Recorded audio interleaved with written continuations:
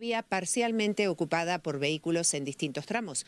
Uno de los más conflictivos. A las 8 nos acompañarán los vecinos y vecinas de Anaga, que nos contarán la situación insostenible, dicen, de colapso que vive la zona. Han convocado una manifestación este sábado 14 de marzo para exigir medidas inmediatas a las administraciones para que frenen la masificación en un lugar que, recordemos, es reserva de la biosfera. Más que notable ya la subida del combustible en Canarias, una situación que mantiene indignados a los conductores. Llenar el tanque de gasolina cuesta ya más de 6 euros en las islas y se prevé que siga subiendo en las próximas semanas. La Federación Ecologista Ben Majek ha alertado de que el proyecto del parque acuático del Siam Park, que se hará en el barranco del Beril, en la isla de Gran Canaria, se está planificando en una zona declarada inundable. Exigen, por tanto, la retirada completa del documento durante el periodo de alegaciones. Poner una infraestructura pública donde se supone que van a haber miles de visitantes como zona inundable es un delito. O sea, estamos hablando de una posible dana de consecuencias, o sea, es decir, en términos sociológicos, de muchas muertes si hay mucha gente y no hay plan de evacuación. O sea, si eso se confirma y se termina de aprobar, tendríamos que ir a los tribunales por un delito penal, por poner en peligro, en riesgo a la población. Aumenta el número de agresiones a los profesionales de la sanidad en Canarias. Solo en el año 2025 se registraron 72, una situación que denuncian desde los sindicatos y que explican se debe, entre otras razones, a la saturación de los servicios. Piden respaldo institucional y medidas para paliar esta situación. Enseguida hablamos con ellos. Muy pendientes, como ya lo saben, también a los seísmos que se llevan registrando estas últimas semanas en la zona de las Cañadas del Teide. Hoy hablaremos con los expertos para hacer un repaso de la situación y entender un poco mejor qué es lo que está ocurriendo. Muy buenas noches, bienvenidos y bienvenidas un jueves más a Canarias 8. Damos ya comienzo al repaso de la actualidad. Caja 7, comprometidos con nuestra gente, te ofrece Canarias 8.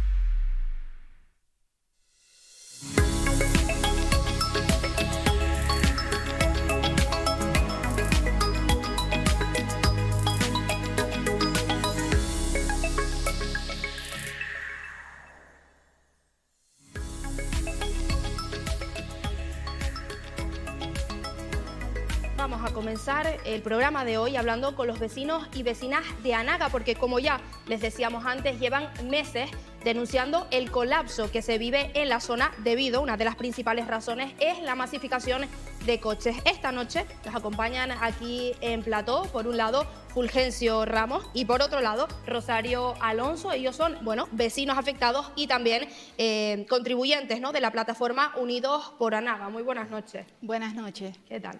Buenas noches.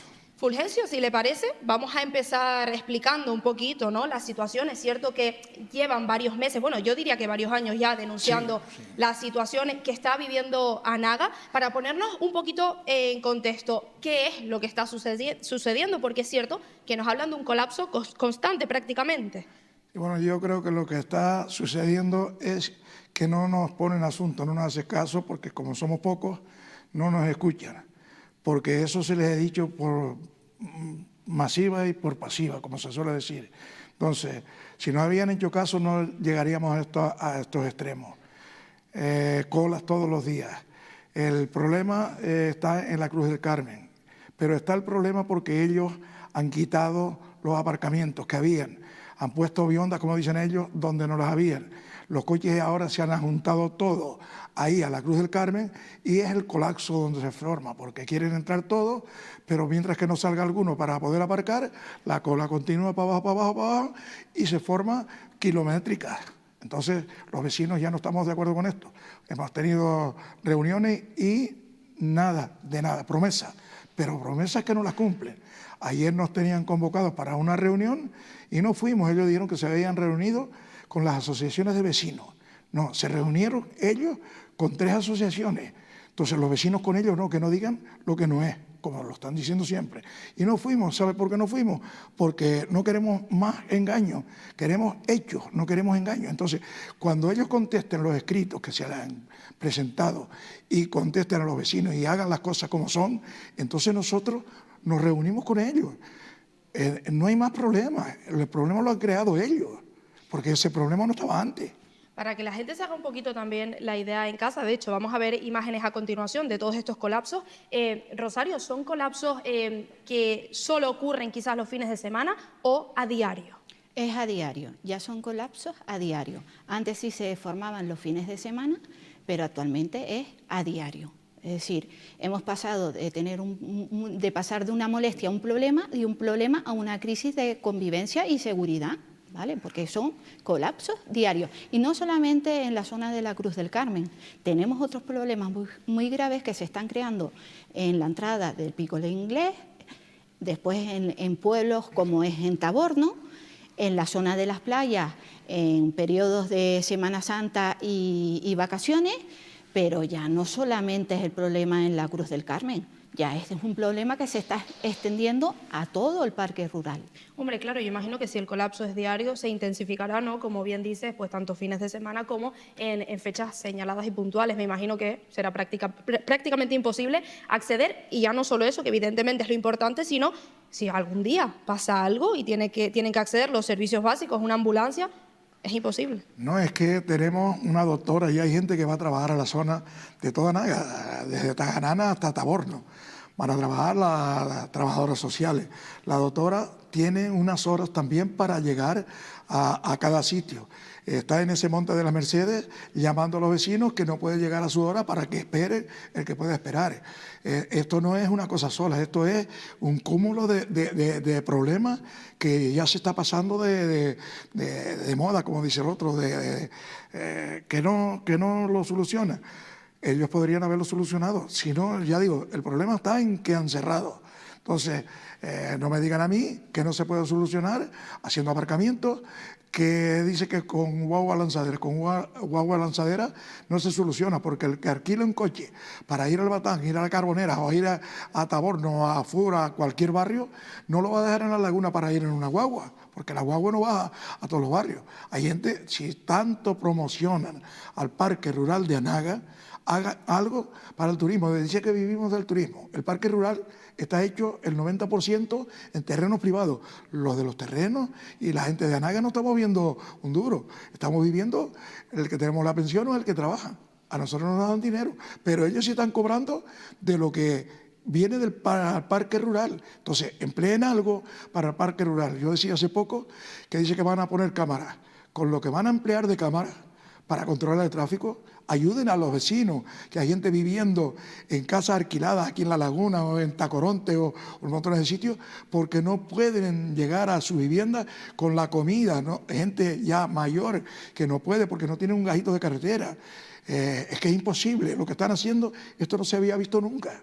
No se había visto nunca. Por curiosidad, ¿cuánto puede tardar una persona, por ejemplo, un lunes, un martes, un miércoles, que por ejemplo sale temprano y quiere llegar a su trabajo pues a la hora a la que tiene que llegar? Bueno, si vas al trabajo y no coges la cola, si a lo mejor trabajas en La Laguna, puedes llegar en 40 minutos. O de vuelta, por ejemplo. Que pero de vuelta a casa claro. Es el problema, que si coges la cola, puedes estar hasta hora y media en cola, porque se forman colas kilométricas. ¿Vale? El problema que estamos teniendo es que hay mucha afluencia de vehículos, pero no solo de coches, sino de guaguas, de caravanas, de ciclistas, de empresas que están dedicadas ahora a hacer excursiones por Anaga. Y el problema es que la TF2 no es una carretera que garantice fluidez y seguridad vial. Esa carretera hay tramos que no pasan 2 coches. Entonces, ¿qué pasa si se encuentra una guagua y un coche? O 2 guaguas, o una guagua y una ambulancia. Es un desastre total. Han hecho un asfaltado, han dejado las cunetas como estaban antiguamente. Las alturas de las cunetas pueden coger 30, 40 e incluso más. Es decir, una inseguridad vial tremenda. Es decir, nosotros que pasamos por allí todos los días, 2, 4 y 6 veces al día, subir y bajar, Y ya ha pasado de visitantes y vecinos de la zona que han volcado a sus coches. ¿Qué hace falta? ¿Que vengan los bomberos a sacarlo? ¿La ambulancia para llevarlos al hospital? ¿Y la grúa para llevarte el coche al hospital porque lo has roto? ¿Quién paga? ¿Quién se responsabiliza de todo eso? ¿Quiénes lo estamos sufriendo? Nosotros. Y todo por promesas incumplidas, porque esa carretera debería de estar ya acondicionada. Las cunetas ya levantadas al nivel de la carretera. Haber quitado todo ese vallado de madera que han puesto por toda la carretera, que bueno, a la foto turística está muy bien, pero para nosotros es una inseguridad tremenda. Y después el tema de los apartaderos, que han quitado apartaderos, y antes pues solucionaban que te podías tú, por lo menos, meter el coche para maniobrar para que pasara una guagua. Es cierto que ustedes también, ¿no? Algo que destacan mucho es la pasividad total por parte de las instituciones. Es cierto que no sé si se han llegado, ¿no?, a reunir alguna vez, tanto con el ayuntamiento como con el Cabildo Insular. ¿En qué han quedado estas reuniones? Bueno, las reuniones ha sido un engaño. Ahí se presentaron escritos por todas las asociaciones y no han contestado. El único ayuntamiento que contestó fue el de La Laguna, pero no han dado soluciones tampoco. Entonces nosotros seguimos igual o peor, porque lo que dice Rosario, las cunetas nos engañaron con la fibra óptica que dice que iba a poner, hicieron unas rayitas por la carretera para poner fibra e internet, es para poner las cámaras. Entonces nos están engañando cada vez más y después quieren que nos reunamos con ellos para volver, si se puede decir así, mentirnos, porque es una mentira como una casa, como le dije una vez, como una catedral. Dijeron que faltaba la carretera, ponían una capa de las canteras a la Cruz del Carmen, realzaban las cunetas y después ponían la segunda. Pusieron la primera y segunda y no realzaron las cunetas. Entonces, lo que hicieron después es cortar de la raya blanca para afuera y ahora se ve la raya blanca que había antes por fuera. Entonces, quiere decir que estrecharon la carretera. Aún más todavía. Aún más. Las rayas blancas están todas marcadas en las curvas de los coches que caen dentro. Bicicletas. Y no te puedes arrimar porque si echaran de los escombros que sacan en las orillas, que hay montones de sitios donde lo pueden echar para podernos arrimar cuando viene una guagua o viene un camión o dos camiones o dos guaguas, es ahí donde se forman los atascos porque no pueden pasar y los coches esperando porque no puede dar para detrás. Yo les dije una vez que tenían que buscarnos algo, hablando mal y pronto una escupidera en cada coche, porque a cualquiera que le dé una fatiga o le den ganas de orinar en el monte, se tiene que orinar en la ropa, porque no hay donde arrimarse, señor. Eso ha sido ahora. Antes no pasaba eso. Dice que son una normativa. Una normativa, estrechar la carretera. Cuando antes pasaban 8 o 10 coches a lo mejor en la semana y ahora pasan miles de coches al día. Eso es una normativa. Y es una solución para la gente de Toda Anaga, porque es desde Chamorga hasta Albatán, Toda Anaga. Y después que se llena de coches. Cuando los bares abren por la mañana, cuando van a abrir, que la gente va a comer o lo que sea, no tienen dónde aparcar.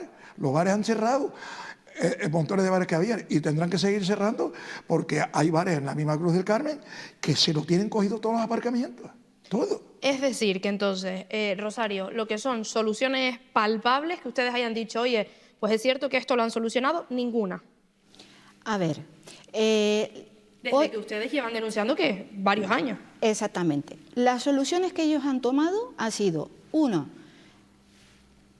poner un policía en la zona de la Cruz del Carmen, cuando está, porque no es como ellos dicen que siempre está desde octubre, desde las 9 hasta las 2 de la tarde, eso no es verdad, A veces están y a veces no están.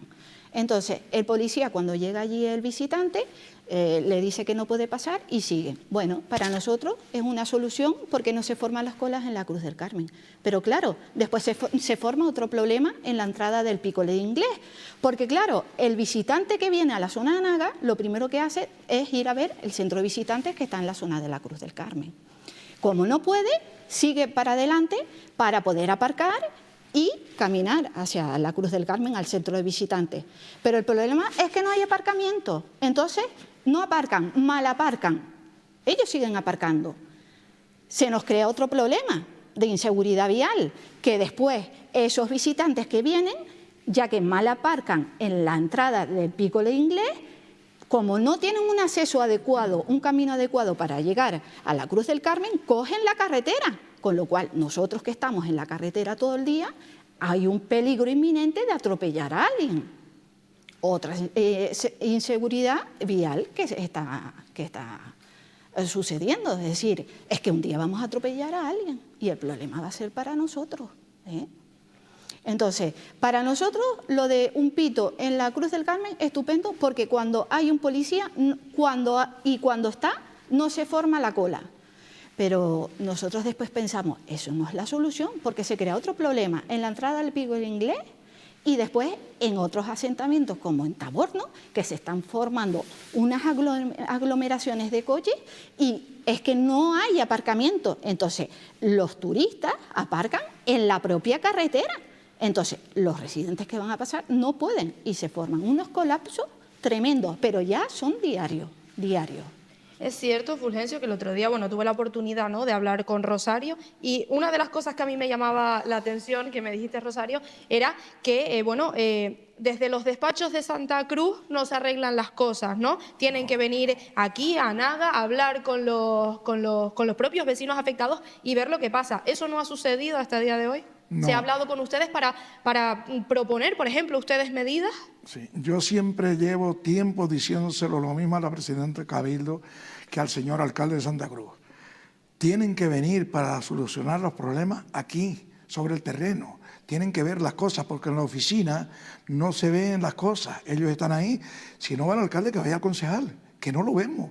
No lo vemos, el concejal no va. Antes llamaban cuando había llovía o lo que fuera, o había viento, llamaban a ver cómo estaba la zona, a ver si había pasado algo. Ahora no nos enteramos de nada. Entonces, el otro día mismo, la policía en la Cruz del Carmen, que me dio pena, lloviendo. Se lo dije, digo, el otro día pasé y estaba lloviendo, dice, cuando llegué tuve que quitarme la ropa y torcerla como si la había estado lavando. Esos son seres humanos también, que no se soluciona el problema solamente con poner la policía ahí. La policía, si estuvieran los aparcamientos, no hacía falta policía, no hacía falta, porque ya digo, a mí me da pena de verlos ahí, lloviéndoles encima, aguas pero fuertes, y ellos ahí mojándose. Pero realmente es viable, ¿no? ¿Hasta qué punto también es viable, bueno, hacer más aparcamientos? Porque realmente la cantidad de gente que va, es cierto que, bueno, evidentemente aparcamientos pues aliviaría también el problema, pero hombre, también hay que tomar otras medidas de regulación, ¿no? Sí, yo como por ejemplo te puedo poner, tú coges un saco de papas,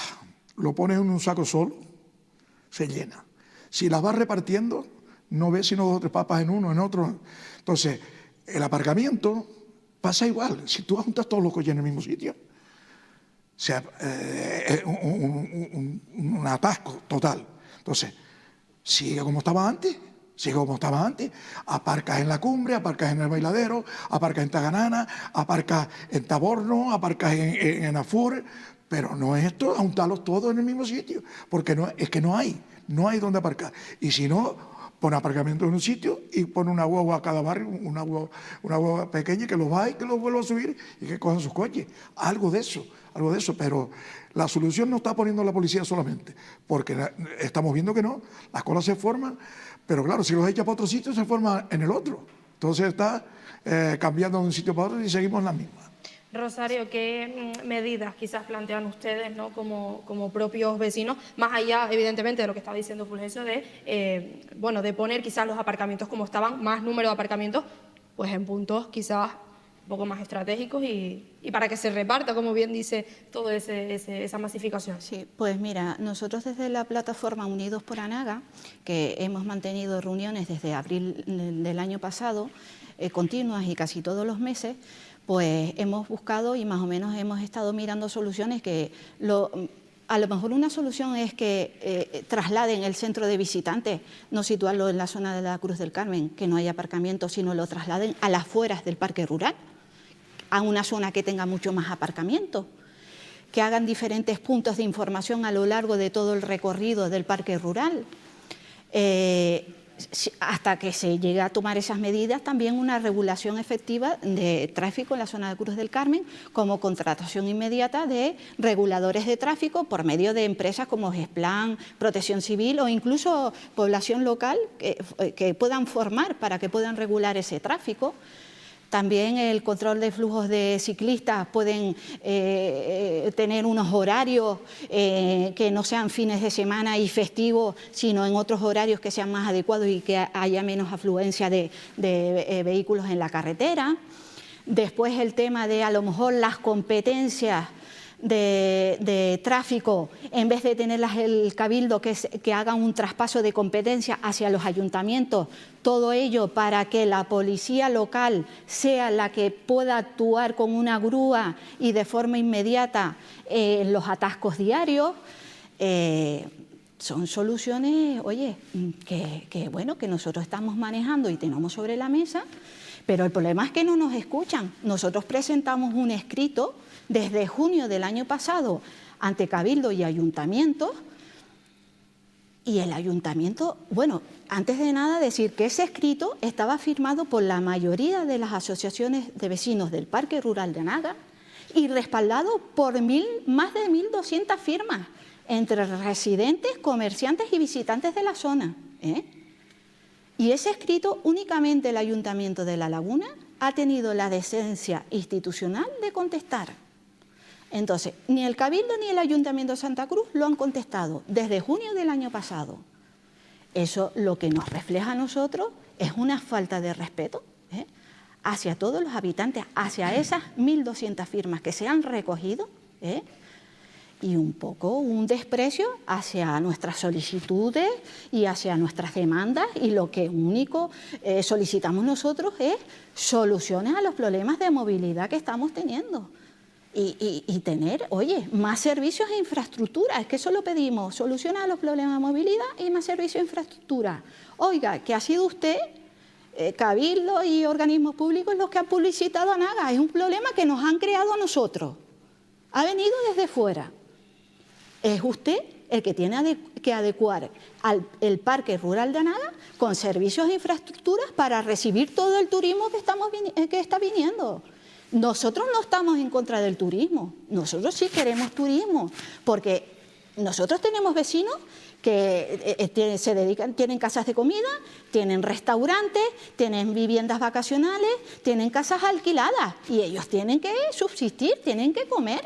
Hombre, creo que también es importante destacar, ¿no?, que ustedes, de alguna manera hablan de turismo, o sea, por supuesto, turismo sí, ¿no?, porque al final es la base, pero con control siempre, que es lo más importante. Exactamente, que haya un turismo, sí, nosotros, como dice Rosario, no estamos en contra del turismo. Es que el turismo se siente atropellado también, porque el otro día decían los propios turistas que es una maravilla Anaga, es un vergel, el paraíso, pero que claro, después llegan y no tienen dónde aparcar, sino al pito, para allá, ¿y dónde se ponen? Sí, que ni siquiera al final lo disfrutan, ¿no? Claro, es que el problema es ese, ya digo, que hay sitios donde hacerlo, porque si no hubiera, digamos, bueno, no hay sitio, pero el monte público del Ayuntamiento, de La Laguna, de Santa Cruz, hay sitios en las orillas de la carretera. Y ya dije antes que cuando se saca el escombro que se lleva para la montaña del tablero, échenlo en las orillas y hagan aparcamientos en las orillas, que el monte no se va a perder por eso. El monte se está perdiendo, ¿sabe por qué? Porque no se corta. Antes el monte se cortaba y estaba el monte limpio. Ahora llegas al monte y ves todo el monte seco. El otro día le decía al alcalde que los barrancos en Santa Cruz estaban limpios. ¿Qué tiene que ver que los barrancos en Santa Cruz estén limpios si hay una lluvia fuerte arriba, que se lleve todo ese escombro por abajo, se tupen los puentes, porque han hecho unos puentes donde estaba el mercado de La Laguna, han hecho puentes por ahí para abajo, montones de barrancos, te asomas a la finca España, detrás de la finca España, y esos barrancos están tupidos, están llenos de hierba y de caña y de todo. Entonces, por mucho que limpies Santa Cruz, no vas a tener solución. Gracias a que no ha venido una lluvia fuerte como en Valencia o eso. Cuando venga, entonces vamos después a correr y a lamentarnos. Es cierto que este sábado, ¿no?, tienen una manifestación pacífica prevista. Ya ustedes me contaban, ya están organizando, preparando las pancartas y demás. En señal de protesta, que al final, a ver si por lo menos así les escuchan, ¿no? Lo del sábado, la manifestación, no solo es un acto de protesta, es un acto donde nosotros queremos manifestar y reflejar la sensación de abandono y engaño que tenemos por parte de las instituciones, como puede ser el Cabildo y ayuntamientos.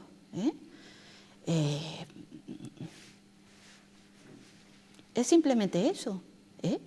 Solamente queremos manifestar nuestra sensación que tenemos nosotros como ciudadanos de segunda. Es decir, somos buenos para la foto turística y buenos para pedirnos el voto cuando hay elecciones, pero de resto no nos hacen caso para nada. ¿Pero por qué? Porque es que no hay una gestión adecuada en el parque rural. Es ineficaz total la gestión que están realizando. Ineficaz total, es que no hay. Hoy mismo la consejera estaba hablando por la radio y dijo que las medidas que habían tomado era poner después de tantos años, poner un policía en la zona de la Cruz del Carmen, con un pito, y yo creo que poco más dijo, ¿no? Y que sí habían cumplido las obras en la carretera, que no es así, que el que suba, que se ve perfectamente que no es así. Engaño tras engaño. Y después yo hago una reflexión aquí. Realmente esa es la solución, poner una persona, un pito en la zona de la Cruz del Carmen. Uno como visitante viene aquí a ver el Parque Rural de Anaga, que tanto publicitan, y llega a verlo y lo primero que hace, no, aquí no puede aparcar, pipí, siga para adelante. ¿Realmente los políticos están contentos y satisfechos con esa medida? Es como si yo, hoy hablaba con mi marido y le decía, es como si yo invitara a alguien a mi casa, pero cuando llegue le digo a mi marido, no sal tú, y le dices que no caben porque ya la casa está llena. No entendemos nada. Para nosotros es una solución, vamos, no ha habido solución más pequeña a un problema tan grande. Un simple pito. Para nosotros, encantado, aunque se formen ya otros. Pero para el turismo realmente lo estamos tratando bien. Si esos son los políticos que nos están gestionando. Ya por último, quiero aprovechar, Fulgencio, que mande un mensaje al final, ¿no?, a las instituciones. Lo van a hacer, por supuesto, a través de esa manifestación el sábado, pero aprovechar que están aquí, que han venido esta noche a Mírame Televisión también, pues para que aprovechen y lancen un mensaje. El mensaje es que hagan caso a los vecinos de Anaga. Según van a pedir el voto, que no hagan caso cuando se le dicen las cosas. Ayer, que lo voy a decir porque salvó un señor la vida de pura casualidad, porque lo metieron por Jardina, que llevo mucho tiempo diciendo que esa pista, que se arregle, que se asfalte. Ayer no tuvimos guagua en la zona de Anaga, hasta las 3 y pico, las 4 de la tarde, porque cayó un árbol empezando a subir el monte de la Mercedes. Los ven que están cayendo, los ven que están por fuera, por debajo, no tienen tierra, sino el árbol ya aguantado en el lado contrario. Ha caído y está en el lado contrario, no los quitan.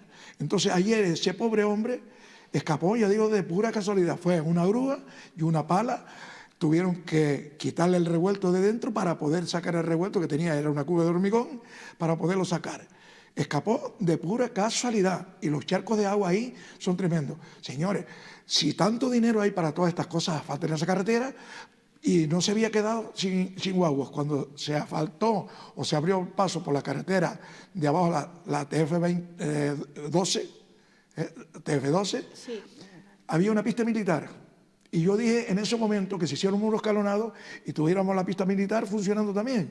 Cuando cae algo por abajo se corta la carretera. No han hecho nada después de que está esta gente.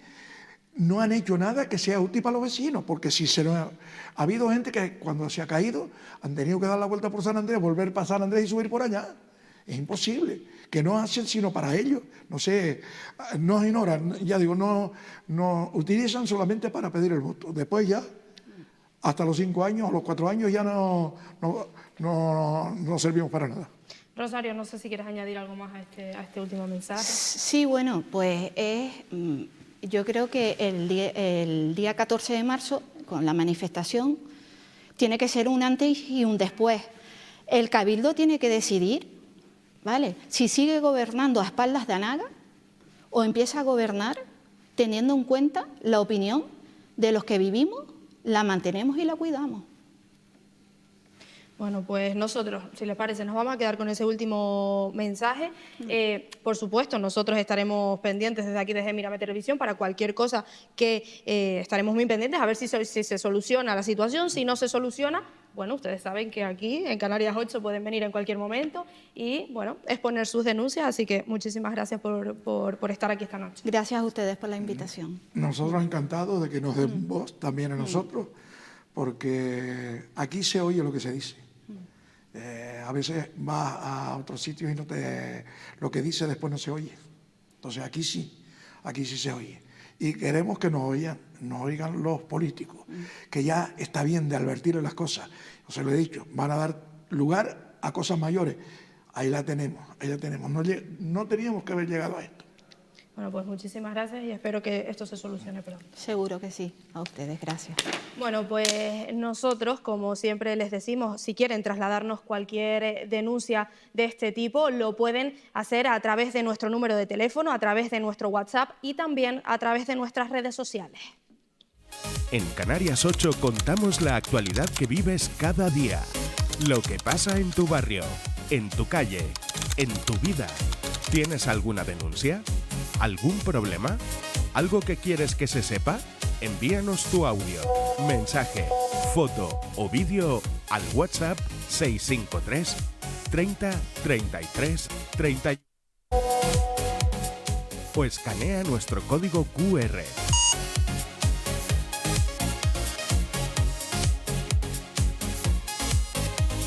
Tu voz también forma parte del programa. Canarias 8. Lo que pasa, lo que importa.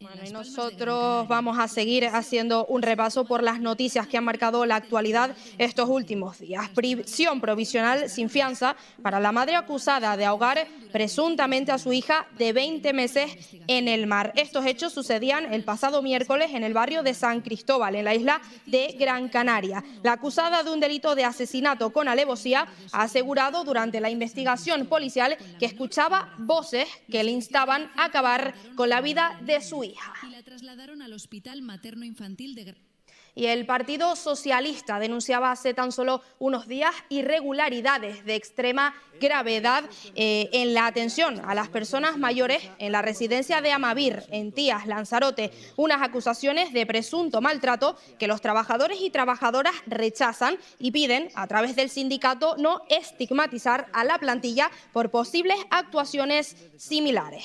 El Cabildo asegura que si no se soluciona...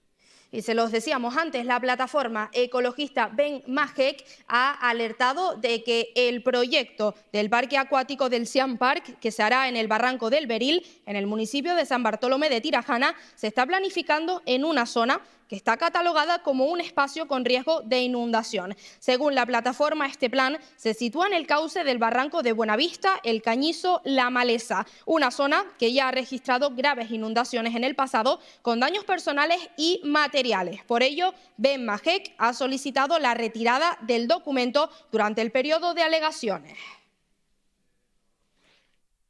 Hacemos un llamamiento al Gobierno de Canarias, a los técnicos, al sentido de la responsabilidad y, por supuesto, a las administraciones locales, que es el Ayuntamiento de San Bartolomé de Tirajana y al Cabildo de Gran Canaria, para que se pongan las pilas y en la isla de Gran Canaria no se cometan burradas de este tipo. Poner una infraestructura pública donde se supone que van a haber miles de visitantes como zona inundable es un delito. O sea, estamos hablando de una posible dana de consecuencias, o sea, es decir, en términos sociológicos, de muchas muertes y hay mucha gente y no hay plan de evacuación. O sea, si eso se confirma y se termina de aprobar, tendríamos que ir a los tribunales incluso por un delito penal, por poner en peligro, en riesgo a la población. Y en Tenerife, el club Charco de la Arena, situado en el Camino de la Costa, en Punta del Hidalgo, tendrá que ser demolido. Ahora, el objetivo del consistorio lagunero es devolver el litoral a su estado original y buscar un espacio de mejora de la movilidad peatonal y regulación del uso público. Bueno, y nosotros vamos a cambiar ya de asuntos porque la plataforma Derecho al Techo ha denunciado que el requisito de 12 años de residencia para poder optar a una vivienda en Canarias lo califican como ilegal y que además vulnera el derecho a una vivienda digna. Para hablar de esta situación vamos a conectar a esta hora de la noche con Sofía Olivares. Ella es portavoz de la plataforma Derecho al Techo. Sofía, buenas noches. Hola, buenas noches. Bueno, Sofía, como yo ya bien decía, ¿no? Ustedes denuncian, ¿no? La plataforma ha denunciado este requisito de 12 años de residencia en Canarias, pues, para poder acceder a una vivienda en Canarias. En primer lugar, y para poder ponernos un poquito en contexto, ¿en qué consiste exactamente esta medida, este requisito? Esta medida lo que hace realmente es endurecer los requisitos para tener la posibilidad de acceder a una vivienda pública. En este caso, además de la situación económico-social y de vulnerabilidad que antes se requerían, un informe pertinente por los servicios sociales y demás, se exigen 12 años de residencia ininterrumpida en las Islas Canarias. En caso de ser interrumpido por un breve periodo de tiempo o por el periodo que sea, se exigirían 15 años. Y además, también se debe haber tenido un periodo de 5 años de residencia previos a la hora de pedir la vivienda pública o el acceso a la vivienda pública en el municipio para el que se solicite o en el que se realice el proyecto de vivienda. Es cierto que ustedes denuncian, ¿no?, que este requisito es ilegal. ¿Por qué?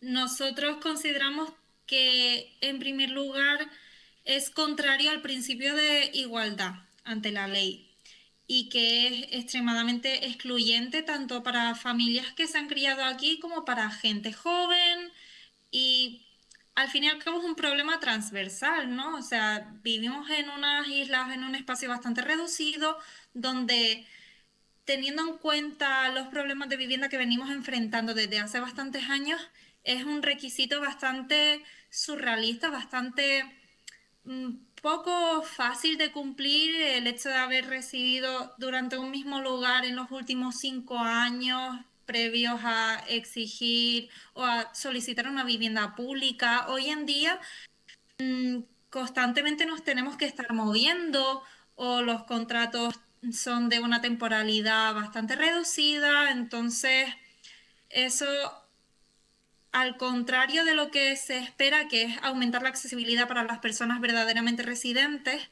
lo que hace es poner un listón más alto para poder acceder a una vivienda pública, poner requisitos que también excluyen a las personas migrantes y acorta las listas, pero no porque aumente la vivienda pública y porque la gente lo necesite menos, sino porque se les imposibilita. Precisamente eso te quería preguntar, no sé si quizás hay algún sector de la población que se vería especialmente afectado por este requisito.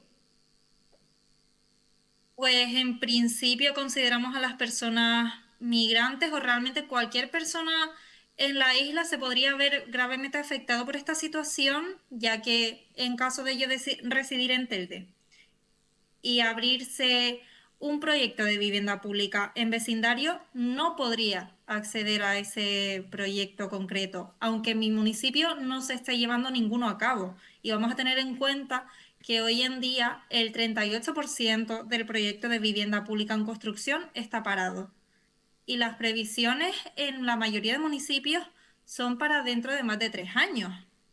Por tanto, si yo estoy en una situación de vulnerabilidad y necesito vivienda pública, bajo cualquier circunstancia no voy a poder acceder a ella por el simple hecho de ser en otro municipio. También esto excluye a las personas jóvenes que quizás se vean obligados a seguir con sus estudios fuera, en este caso, por mucho que hayan residido durante 10 años en las islas y demás, previamente, por el simple hecho de tener que irse a trabajar fuera, como hacen muchos jóvenes canarios con el tema de Holanda y demás, ya se les excluiría directamente de la isla o tendrían que esperar hasta unos 15 años. Es cierto que desde las instituciones, ¿no?, defienden que este requisito un poco lo que quiere es priorizar, ¿no?, a las personas locales. Por poner un ejemplo, pretende que cualquier persona que, por ejemplo, venga pues de cualquier parte de, no sé, de Europa, por ejemplo, y venga aquí, pues no pueda llegar, ¿no?, y hacer pues el trámite para acceder a vivienda protegida de un día para otro. Esto es lo que defienden, como digo, las instituciones. ¿Cuál es su posición al respecto? Nuestra posición es que realmente no podemos valorar exactamente qué es una persona local o no, porque eso lo define realmente la inserción que tenga en la sociedad canaria, y que al fin y al cabo estamos poniendo un listón incluso más alto en cuanto al periodo de arraigo de lo que se requiere para obtener la nacionalidad española. Estamos hablando de que de forma general esto requiere unos 10 años para poder solicitar la nacionalidad. Y eso va a requerir muchísimo menos tiempo, o por lo menos 2 años menos, que el simple hecho de poder solicitar acceder a una vivienda pública. Que esto no significa que te la den, significa simplemente poder acceder a esa solicitud. Es cierto que desde la plataforma, ¿no?, sostienen que esto, en vez de aliviar el problema de vivienda pública que estamos viviendo, lo que hace es que un poco se desplace. Exactamente. Al fin y al cabo pone el foco en que se reducen las listas de solicitud a la vivienda, como si el problema desapareciese automáticamente. Es muy fácil caer en los nacionalismos y en el hecho de que protegemos a los locales, pero ¿qué pasa con los locales que se han tenido que ir fuera porque se han visto obligados a trabajar en otro sitio, ya sea de península, ya sea otro país, o cualquier circunstancia, que se hayan visto obligados a seguir sus estudios fuera, como nos pasa a muchos jóvenes que queremos continuar nuestra vida académica, profesional o lo que sea? Para la mayoría de nosotros, emigrar no es una opción. Entonces, si al fin y al cabo queremos continuar una vida aquí, se nos pone incluso más complicado por el simple hecho de vernos obligados a salir fuera. Hombre, que realmente es un requisito que, más que ayudar para ustedes, al final lo que fomenta es la exclusión, ¿no? Exacto. Al fin y al cabo, el acceso a la vivienda pública, cuando lo único que aliviaría sería dar más opciones o priorizar ciertos sectores de la población, que esto no implica excluir a otros, porque al fin y al cabo este requisito lo que más hace es excluir a esos sectores y empequeñecer el problema como si se solucionase, pero realmente estás poniendo en foco en reducir esas listas más que en aumentar las posibilidades o las facilidades para que este problema se solucione, porque estás regulando el problema de la vivienda. Está siendo como una suerte de levantar la piedra de Sísifo. O sea, cuando parece que vas a llegar a la posibilidad de acceder a una vivienda, parece que se están mejorando las cosas o estás consiguiendo todos los requisitos, aumentan. Y ya al final eso provoca una pérdida de resiliencia en la población también, y una pérdida de confianza en las administraciones públicas. Otro aspecto, ¿no?, que, bueno, que también critican desde la plataforma, es que desde el Gobierno de Canarias se haya empezado a anunciar adjudicaciones de vivienda pública, bueno, viviendas que ustedes afirman que no existen y que, bueno, que es una estrategia electoral, por decirlo de alguna manera. Sí, esto podría ser una especie, pues, de estrategia electoral, como vemos muchas veces en nuestros barrios, de han empezado a asfaltar las calles, eso es que vienen pronto las votaciones. También es cierto que se asignan muchas viviendas públicas, que eso lo estamos viendo y estudiando más a fondo a medida que se van adjudicando estas viviendas públicas. Cuando se le entregan a las familias, en la mayoría de casos tienen que esperar como mínimo 10 días para poder tener agua y luz. Como mínimo 10 días. Hemos visto casos en los que la familia ha tenido que esperar hasta un mes, esto teniendo en cuenta que tienen que dar cierta entrada para poder acceder a esa vivienda. Claro, Sofía, porque, bueno, ya por último, ¿no?, como conclusión, ustedes ahora realmente lo que reclaman es ya la nulidad, ¿no?, de este decreto. Exacto. Teniendo en cuenta que sería, o por lo menos su modificación, claro, en el sentido de que al fin y al cabo es contrario al principio de igualdad que marca nuestra propia Constitución española, en su primer artículo. Al fin y al cabo, si todas las personas que estamos dentro del Estado español somos iguales ante la ley a los ojos de otros, ¿por qué estamos cayendo en propaganda nacionalista canaria cuando siempre hemos sido una sociedad multicultural, bastante integrada, y estamos excluyendo al final a nuestros vecinos y demás de las mismas posibilidades a las que podríamos acceder nosotros, o que incluso nos estamos excluyendo nosotros mismos? Aprobando situaciones así, estoy facilitando el hecho de que a lo mejor yo me pueda ir a estudiar fuera un año y que luego tenga que esperar unos 15 años o 10 años o 12 años para poder acceder a la vivienda pública como una persona joven. Bueno, pues Sofía, muchísimas gracias por atendernos esta noche y nos quedamos con ese último mensaje. Muchísimas gracias. Muchas gracias a ti. Bueno, pues si les parece, nosotros vamos a seguir haciendo un repaso a la actualidad, porque prohibido circular a más de 25 kilómetros por hora, prohibido también circular sobre las aceras y edad mínima de 16 años. Estas son las medidas adoptadas por el Ayuntamiento de La Oliva, en Fuerteventura, para regular el uso de patinetes eléctricos en el municipio. Con esta nueva ordenanza, ya aprobada, se busca garantizar la seguridad ciudadana y regular el tráfico de este tipo de vehículos. Y en la isla de Lanzarote, los trabajadores y trabajadoras del complejo vecinal de Sonsamas han denunciado la mala gestión, presuntamente la sobrecarga de trabajo y también el trato discriminatorio por parte de la dirección. Hablan de sanciones disciplinarias y despidos injustos. La representación legal de la plantilla advierte movilizaciones y periodos de huelga si no se llega a un diálogo con la empresa gestora.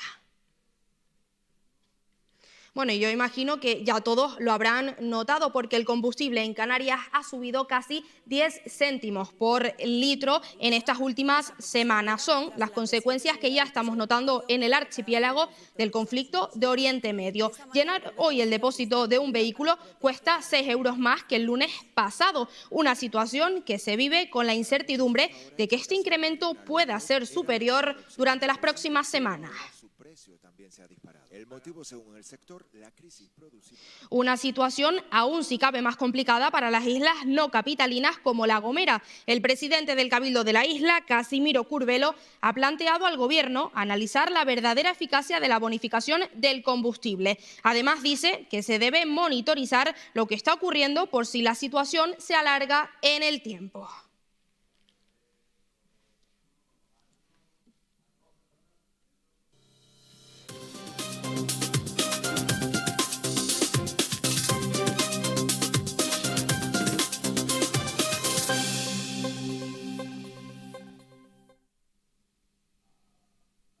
Nos vamos ya con otros temas de las islas porque hace tan solo unos días en la calle Viera y Clavijo, en Las Palmas de Gran Canaria, cerraba la emblemática panadería Miguel Díaz, que llevaba nada más y nada menos que 106 años abierta. Un comercio que ha pasado de generación en generación. Es cierto que no es un caso puntual, ya que esto ha pasado con diferentes comercios que llevaban años abiertos. Desde la Asociación de Empresarios de Triana dicen que este solo es un ejemplo más del caos administrativo que vive la ciudad. Esta noche vamos a conectar con Marc Llobet, él es presidente de la Asociación de Empresarios de Triana. Marc, buenas noches. Hola, muy buenas noches. Bueno, Marc, como ya decía, hace unos días cerraba esta emblemática panadería. En primer lugar, te quiero preguntar, ¿qué pasó? Porque tenemos entendido que fue a raíz de una denuncia vecinal, ¿no? Bueno, es evidente que los empresarios debemos cumplir las normas, ¿no? Y la normativa existe para algo y se debe cumplir.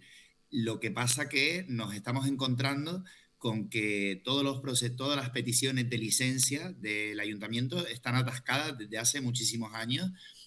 Todo se opera a través de declaraciones responsables, que es un procedimiento totalmente legal, es decir, el empresario firma un documento como que, ¿no? Pues que se ha hecho todo el estudio y que hay el proyecto que corresponde, ¿no? Pero la realidad es que luego no se hace un estudio, o sea, luego no se miran esos expedientes si están correctos o no, salvo en los casos en los que hay una denuncia de un vecino. Entonces, muchas veces hay negocios que se traspasan, el nuevo empresario que ha comprado un traspaso confía en que está todo en regla, pero solamente se estudian y se abren los expedientes cuando hay una denuncia vecinal, porque en ese caso el ayuntamiento está obligado por ley, ¿no? Nosotros entendemos que no debería ser así. De hecho, si el ayuntamiento se adelantase, podríamos trabajar en conjunto y asegurarnos que todo esté bien, ¿no? Pero muchas veces ni te contestan a la presentación de documentos, ¿no? Y es un ejemplo más del caos administrativo que vemos, ¿no? Exacto, precisamente eso te iba a decir, ¿no? Un caos administrativo, por ejemplo, problemas, ¿no? Como dices, con el consistorio, ya que, por ejemplo, se demoran, ¿no? Mucho en contestar, pues, por ejemplo, a las personas que piden una licencia. Por lo que tengo entendido, el ayuntamiento... Bueno, es cierto que tiene... No es que se demoren, es que no contestan. Exactamente, ¿no? Porque realmente tienen un plazo de 8 meses y resulta que no contestan prácticamente. En realidad, el plazo de los 8 meses es sobre todo para determinadas actividades donde es necesaria tener la licencia y tampoco contestan aquí, ¿eh? Hay muchas otras actividades que con la declaración responsable la ley permite que empiece a trabajar la empresa, ¿no? Esto realmente es una normativa europea que se aplicó para permitir que las empresas empiecen a trabajar y que la burocracia pues no ralentizase el inicio de una actividad. ¿Qué pasa? Que se entiende que con posterioridad el ayuntamiento revisará la documentación y comprobará que esté correcto, ¿no? Pero por lo menos la empresa puede empezar a trabajar. Pues en la ciudad de Las Palmas nunca llega a este punto en el que se analiza, ¿no? Te contesta el ayuntamiento que es que no dan abasto, que hay demasiados expedientes y que no dan abasto. Pero claro, esto es un prejuicio, porque luego, como te digo, ¿no? Luego un negocio pasa a manos de otra persona y lo que hay es esa declaración responsable, ¿no? Y a lo mejor pasan 10 años y de repente hay una denuncia de un vecino y entonces sale a la luz que hay un fallo. Pero ¿cómo puede ser que tenga que haber una denuncia, ¿no? Entonces... Bueno, lo vemos con otras cosas. Los edificios históricos requieren que se reúna una comisión para dar el ok, para hacer una obra, y esta comisión tarda 1 año en reunirse. Nos pasó con una empresa que cogió un local, estuvo pagando una renta en la calle Mayor de Triana, que son rentas altísimas. Lo hemos visto también con la caducidad de los pliegos, de limpieza, de mantenimiento, ¿no? Entonces, bueno, cuando hablas con el ayuntamiento... Hay funcionarios increíbles que hacen una labor tremenda porque están, pues, ¿no? Intentando sacar todo lo que pueden, pero no dan abasto, ¿no? Y ahí hacemos un llamamiento a la tecnología actual, a la automatización, que muchos de los empresarios hacemos en nuestra empresa, y queremos una administración ágil que ayude y que no ponga trabas, ¿no? Porque la realidad es que esta panadería ha cerrado no por falta de relevo generacional, no porque... ha venido una competencia que se la ha cargado, como tantas empresas históricas sufren. Esto es una empresa que funciona, que es un polo atractor para la zona, que es tradición, que es cultura, y por no tener los trámites al día, y como esto ha salido a la luz a través de una denuncia, entonces ahora ya no hay tiempo. El consistorio no tiene tiempo de modificar la norma para permitir esta actividad, porque tiene que hacer algo, ¿no? Entonces estamos un poco cansados de que esta historia se repita, y entendemos que tiene que ser una prioridad del ayuntamiento poner todas estas cosas al día y poder vivir uno tranquilo, ¿no? Claro que al final, bueno, como bien dices, el problema reside solo y únicamente, ¿no? En que, bueno, en el consistorio, que al final es el que debe poner solución y que no lo ha hecho hasta ahora, porque sí es cierto que lleva años ocurriendo esto. Claro. Nosotros denunciamos la inseguridad jurídica, porque al final yo, si tengo una declaración responsable, en su momento yo contraté un ingeniero que vamos, me aseguró que todo era correcto, pero yo al final me tengo que fiar del ingeniero. Si el ayuntamiento nunca revisa eso, ¿quién me dice a mí que mañana no tengo una denuncia y de repente tienen que cerrar mi local? Porque esto ha pasado, ¿eh?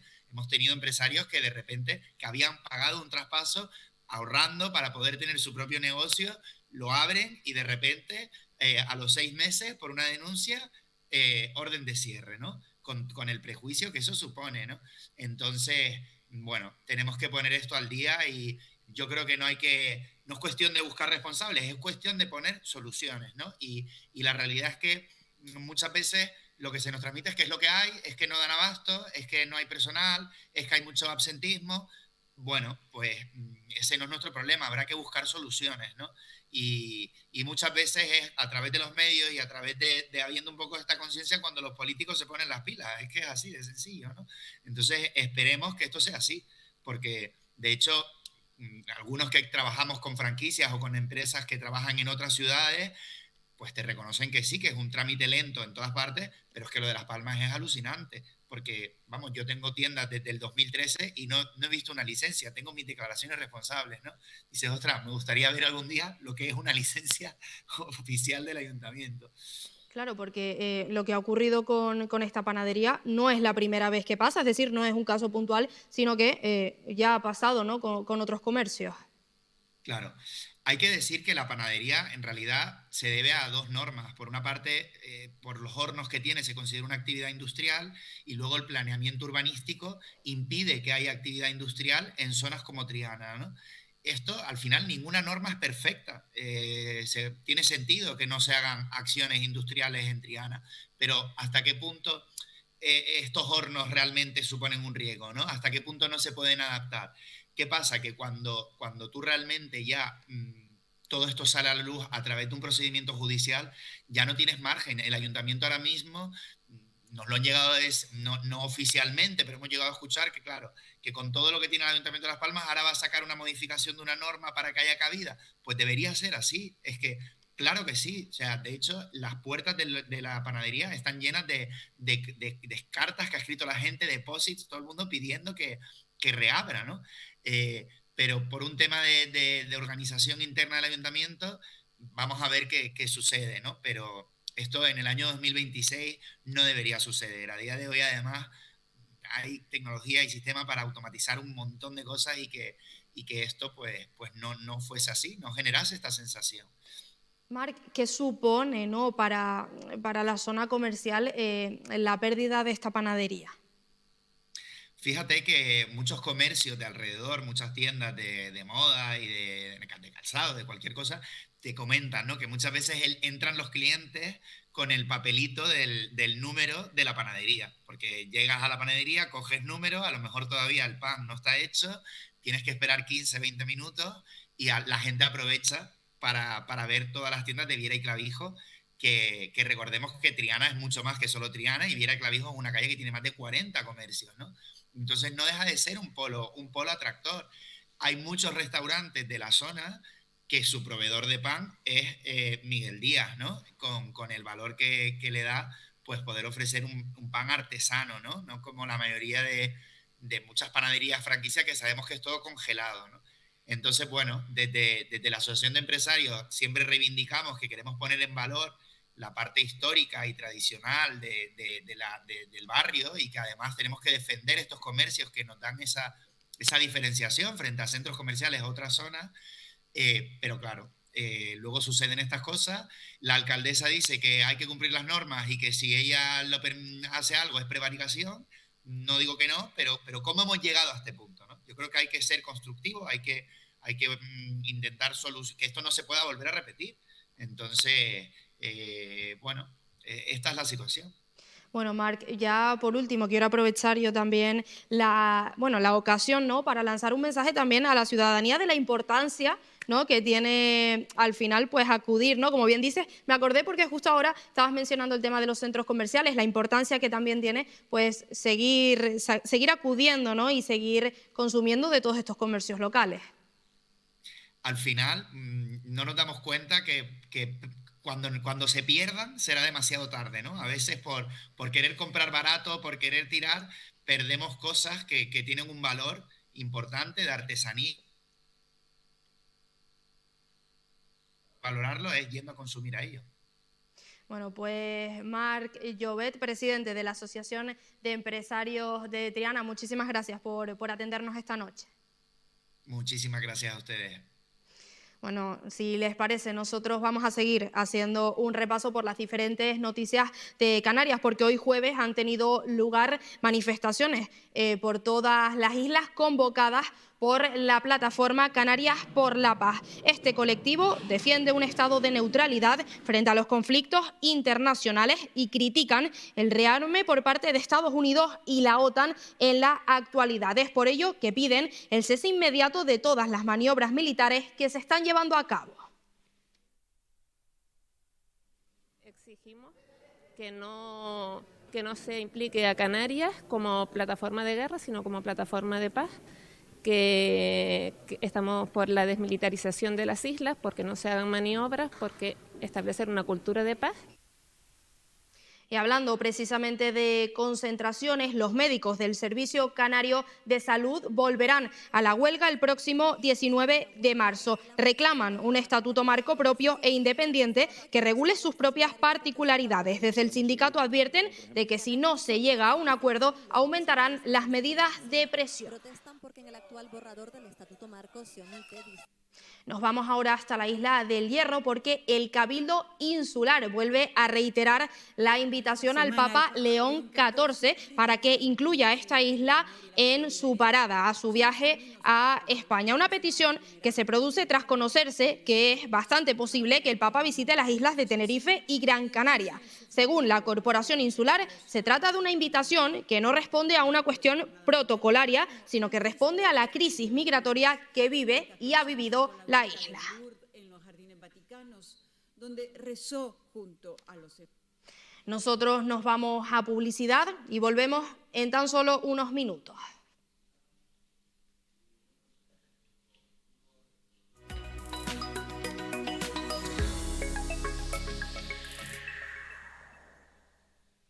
No puedo. Caja 7, comprometidos con nuestra gente, te ofrece Canarias 8.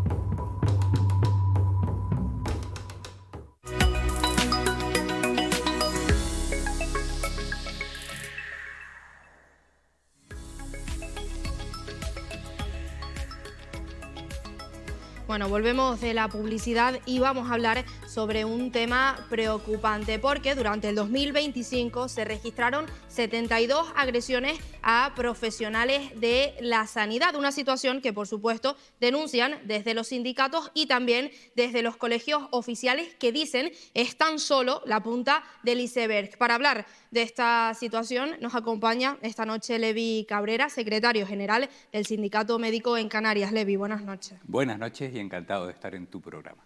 Bueno, Levi, como ya decíamos, son datos preocupantes, ¿no? 72 agresiones registradas, pero es cierto que ustedes dicen que es la punta del iceberg, ya que muchas agresiones ni siquiera se denuncian. ¿Cuál es la situación que se está viviendo ahora mismo? Sí, el tema está en el contexto y el escenario en el que nos movemos en los centros asistenciales del Servicio Canario de Salud, que es donde se registran.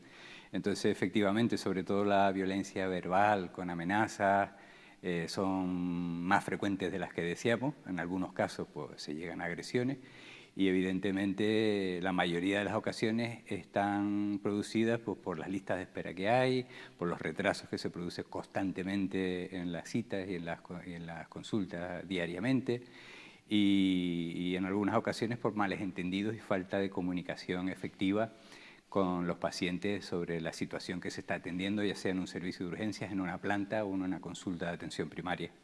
Claro, porque es cierto que, bueno, quizás, ¿no? La gente dirá, bueno, 72 agresiones en un año... Es una barbaridad. Es una barbaridad. Y es cierto que es lo que decimos, que al final son muy pocas y no sé, o sea, quiero decir, son muy pocas con respecto a las que ni siquiera se denuncian. Sí, efectivamente, hay muchos profesionales que precisamente, por ejemplo, en atención primaria, donde hay más conocimiento de los pacientes que atiendes por tener un cupo asignado y tener más trato con las personas que atiendes, pues efectivamente muchas veces no se denuncia precisamente porque ese día piensas que esa persona tenía el día mal. Tú tuviste 2 urgencias y tuvieron que esperar, a mí me ha pasado en las consultas, a tener citadas 40 personas y tener que atender a urgencias de mi cupo cuando viene en la mañana. Un señor que viene con un dolor torácico que hay que descartar un síndrome coronario agudo, un posible infarto, pues vas y tienes que pagarte media hora. O sea, todos los días nos pasa algo que se retrasa la consulta. Y con la presión asistencial que tenemos, pues eso, según los momentos que tengamos, pues sobre todo aquí hacer un llamamiento a las condiciones con las que ejercen los médicos en atención primaria, que son ellos los que tienen que salir a las puertas a llamar a los pacientes. Muchas veces cada vez que sales y si vas retrasado te vienen 3 o 4, mire que yo tenía a las 10 y son las 10 y cuarto, y yo tenía a las 9 y no pude venir, ¿cuándo me va a meter?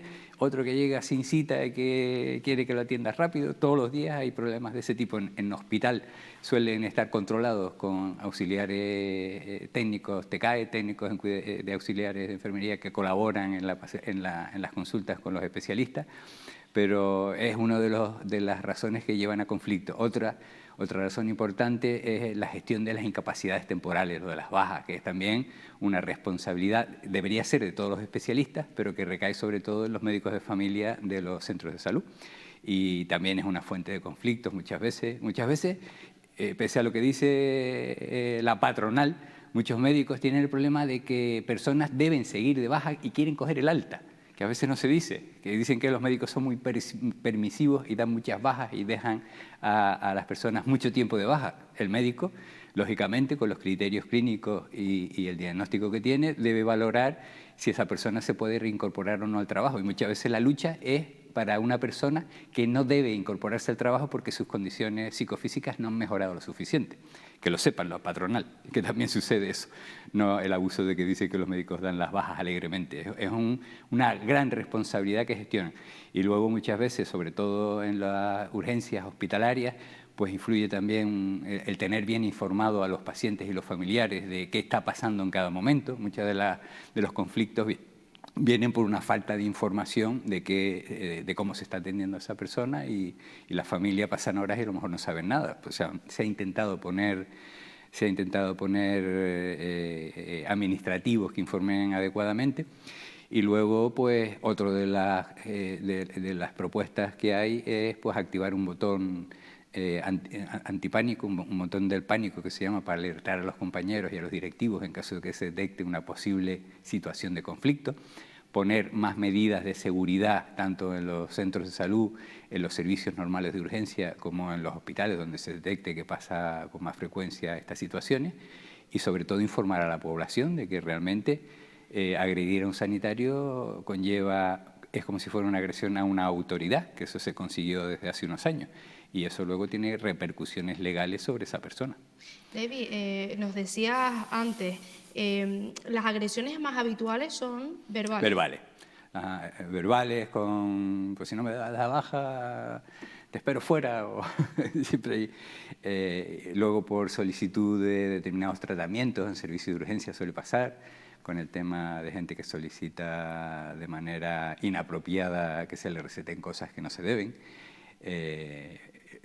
Como estamos hablando muchas veces, por las esperas inapropiadas, por entender que no se le está atendiendo conforme a la expectativa que traía en esa consulta, porque ya viene mucha gente con el tema del doctor Google y la inteligencia artificial, que ya te viene sugiriéndote un diagnóstico. Evidentemente, eso necesitamos más tiempo en las consultas, porque los procesos que se atienden ahora no son iguales que hace 30 años. Las guardias de ahora no son iguales que las de hace 30 y 40 años.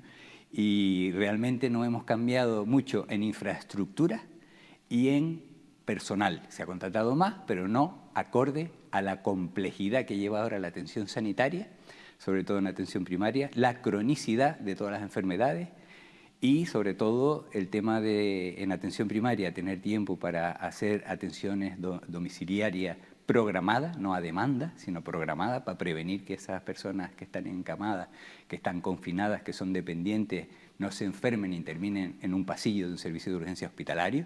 Labor muy importante del médico de familia en atención primaria, que es la base del sistema sanitario y que no se le ha prestado en todos estos años la atención que requiere, porque eso mejoraría mucho todo el sistema sanitario, sobre todo el tema de las consultas hospitalarias, las pruebas diagnósticas y lo que son los ingresos en los hospitales. Y realmente no estamos ahora mismo adaptados a la presión asistencial, masificación y gran demanda en el escenario que estamos, como digo, con la IA, con los conocimientos que hay y que realmente cada vez se nos da menos tiempo y los recursos y las infraestructuras se nos han quedado todas pequeñas. Levi, no sé si hay algún perfil predominante que suele quizás recibir más agresiones de este tipo. Sí, últimamente se nos están quejando más las doctoras. Las doctoras suelen recibir muchas veces más presión de violencia, sobre todo verbal, en este aspecto. Y luego, pues, muchas veces también hay que prevenir. Nosotros en nuestra formación, en casi todas las especialidades, pero más en el médico de familia, se nos entrena en entrevista clínica, en abordar un paciente conflictivo, en abordar un paciente agresivo, saber desescalar cuando se establece una relación que ves que se está poniendo compleja y complicada y que puede terminar en violencia. Y realmente, pues, hay que saber gestionar eso también. El perfil suele ser también personas de mediana edad que tienen problemas. Muchas de las situaciones que se nos dan diariamente, sobre todo en atención primaria también, vienen condicionadas por problemas socioeconómicos, familiares, que me han echado de mi casa, que me he divorciado, que mi mujer me pega o mi marido me pega. Todo eso condiciona. Todo es condiciona el que se pueda generar situaciones de conflictividad que deriven en violencia hacia los sanitarios. Levi, creo que también es muy importante hablar del impacto que esto al final también tiene en la salud mental de los trabajadores, ¿no? Porque, por ejemplo, tengo un dato aquí apuntado, el 23% de los casos provocaron incluso bajas laborales. Sí, sí. Y conozco compañeros que han renunciado a seguir ejerciendo. La situación que se les ha planteado es tan grave que les ha afectado tanto desde el punto de vista emocional que, por ejemplo, tengo amigos que han dejado de ejercer en esa especialidad y se han presentado al MIR para hacer otra especialidad. En el caso de médicos de familia, hacer una especialidad hospitalaria, que en el hospital estás como más protegido. Es un escenario más seguro el recinto hospitalario que los centros de atención primaria y los servicios normales de urgencia. En atención primaria, por ejemplo, en Arico, están de guardia 2 personas, el médico y el enfermero, solo, toda la noche. En Arico, Centro de Salud de Arico, que tiene guardias por la noche desde las 20 horas hasta las 8 de la mañana. En algunos centros no hay seguridad, en algunos se ha puesto porque hay conflictos. Por ejemplo, en este caso, no deberían estar esas 2 personas solas, sino con un vigilante. Yo trabajé muchos años haciendo guardias en Granadilla y siempre también éramos un médico y un enfermero haciendo las guardias con el vigilante y por los días con un administrativo que te ayuda a gestionar. Entonces eso es muy importante. En el tema de los hospitales, pues ya se ha consolidado que haya más seguridad. Es muy habitual ver en los hospitales seguritas que están controlando y eso es una barrera de prevención de que la violencia puede pasar. Y sobre todo en muchos centros de atención primaria donde se han verificado que estas situaciones se producen, le hemos reclamado, en el caso de Tenerife, al gerente de atención primaria, poner seguridad en todos los centros de salud. Claro, eso precisamente te iba a preguntar, ¿no? Desde el sindicato, ¿qué medidas creen, ¿no? que se podrían tomar, pues, para solucionar o reducir esta Primero, situación? una educación sanitaria, como en el uso de los servicios. Es muy importante que el Servicio Canario de Salud echamos de menos, como hacen los hospitales privados que tienen anuncios en la televisión. El Servicio Canario de Salud debe promocionar qué prestación, qué actividades hace y qué servicios da a la sociedad. No, pues mire, antes de venir, por ejemplo, antes de ir al servicio de urgencia hospitalario, usted debe ver que en su zona donde vive debe haber un servicio normal de urgencia que posiblemente abre 24 horas y el centro de salud, que aunque para su médico le den para 7 días, cuando es un problema no demorable, seguramente si usted va a ese centro de salud y no es un tema vital que necesita una atención hospitalaria, no vaya al hospital. Si no es un problema de salud que requiere una atención que va a necesitar pruebas o que va a necesitar otros especialistas. ¿no? Evidentemente un ictus, un traumatismo, un posible infarto, todo eso tiene que ir cuanto antes al hospital. El otro mensaje, cuando usted tenga algo grave, cuando se le tuerza la boca o no tiene un dolor fuerte en el pecho, no vaya al centro de salud, vaya directamente al servicio hospitalario. Pero eso no es lo habitual, normalmente eso se hace. Entonces, que en este caso, pues aparte de informar de las actividades que da y los logros que tiene, porque siempre sale lo que se hace mal, pero deben presumir de que todos los días se atienden a miles y miles de personas, se operan cientos de personas todos los días y la mayoría, casi todas, salen bien. No salir siempre el caso que evidentemente se complicó y esta señora que el otro día reclamaba que la confundieron cuando nació y se crió en otra familia, pues son casos muy... ¿Cuántos niños nacen todos los días? Entonces, en el caso de las agresiones, fomentar que los sanitarios están ahí para ayudarnos, que si hay un conflicto se atienda a atención al usuario, atención al paciente o se ponga una reclamación, porque muchas veces en vez de tomarla con el sanitario, en este caso con el médico que tienes delante, que es para ti el que te está atendiendo tarde y que te está generando el conflicto, tú tienes que poner una reclamación al Servicio Canario de Salud porque resulta que ese médico está viendo 50, 60 personas todos los días y eso no puede ser.